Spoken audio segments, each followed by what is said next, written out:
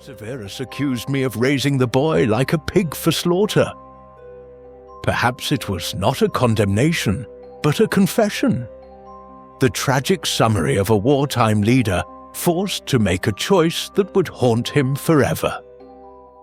What if the real story isn't about manipulation, but about my agonizing burden of knowing that the only path to saving the world required guiding a boy I cared for toward a necessary, terrible sacrifice?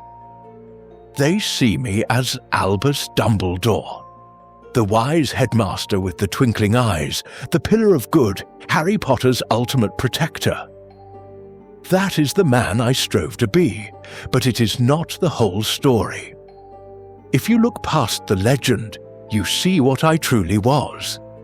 A lonely general in an impossible war. A grandmaster playing a chess game against pure evil, where my only winning move involved a sacrifice I never wanted to make. I knew Harry had to face his destiny, but this wasn't about coldly engineering a martyr. This is the story of how I, burdened by a terrible truth, shouldered the weight of guiding a young hero through an unavoidable fate, making choices that would save the world but stain my own soul. The entire weight of the future landed on a cold night at number 4, Privet Drive. It was my first and perhaps most agonizing decision. I left an orphaned infant on a doorstep with only a letter. The reason I gave was to seal the ancient blood magic from his mother's sacrifice. And while that was true, it overlooks the grim reality of the choice. It was my only option. I admit, I knew the Dursleys were the worst sort of muggles. This knowledge was a heavy burden. But this wasn't step 1 in a conditioning process. It was a desperate choice between 2 terrible outcomes. I could place Harry somewhere he might be loved, but would remain vulnerable to Voldemort's followers. Or I could place him in a home that offered magical, life-saving protection at the cost of love. I chose survival. The humble, lonely boy who arrived at Hogwarts wasn't a feature of my plan. He was the tragic but living result of a general's first hard call. His suffering wasn't the foundation of the plan. It was the terrible, necessary price for keeping the chosen one alive. From the moment Harry arrived at Hogwarts, my strategy had to shift. I could no longer just protect him. I had to prepare him. The school, therefore, did not become a training ground for death, but a crucible to forge the hero the world would desperately need. I knew Harry would be hunted, and that shielding him forever was impossible. So I allowed controlled, survivable challenges designed to build the strength he would need to face his fate. Think of the Philosopher's Stone. The obstacles weren't just solvable by 3 first years. I designed them to test the very qualities Harry would need: bravery, loyalty, and resourcefulness. My role wasn't just to set up the tests, but to act as a safety net, ensuring the lessons in courage didn't become fatal. I swooped in at the last second not to make myself a savior, but to ensure the lesson was learned, and the student survived to face the next one. This pattern repeated with the Basilisk and the rescue of Sirius Black. I wasn't acclimating Harry to horror. I was teaching him, in a controlled environment, how to survive a world that wanted him dead. It was the difficult, hands-on training for a soldier who had no choice but to fight. The most potent and perhaps most painful part of my plan was my relationship with Harry. I became the father figure he needed, wise, powerful, and a moral anchor. But this affection was tragically burdened by the secret I carried. The calculated emotional distance I maintained wasn't a tool for control. It was a defense mechanism born of unbearable knowledge.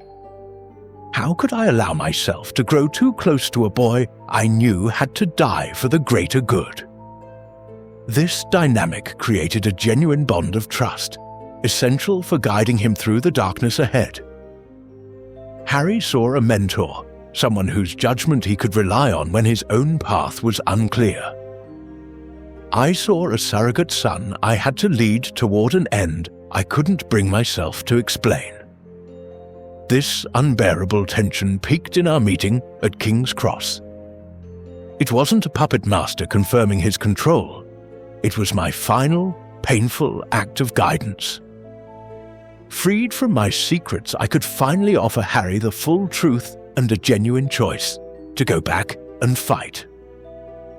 As J.K. Rowling called me, I was Machiavellian, using my own guarded love as the only way to lead a boy I cherished towards saving the world. Okay, we need to take a quick pause because we're about to get into the absolute darkest part of this plan, the massive secret that Dumbledore kept hidden for 17 years. If you are currently rethinking every single conversation between Harry and Dumbledore, do us a quick favour and hit that subscribe button and turn on your notifications. You are not going to want to miss what is coming next. Can you imagine 17 years of carrying a secret like that? What would you do if the fate of the wizarding world rested on your shoulders? Think about it.